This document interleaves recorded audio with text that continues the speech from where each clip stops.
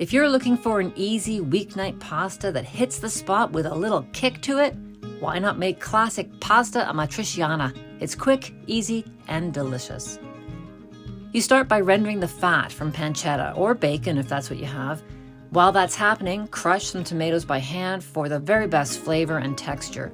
Then go ahead and remove that crispy pancetta from the pan and saute some onion and crushed garlic in the fat, adding chili flake for that kick.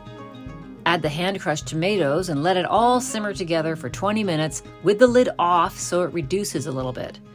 Stir the sauce into some cooked pasta, penne, rigatoni, spaghetti, whatever you have, and thin with a little pasta water.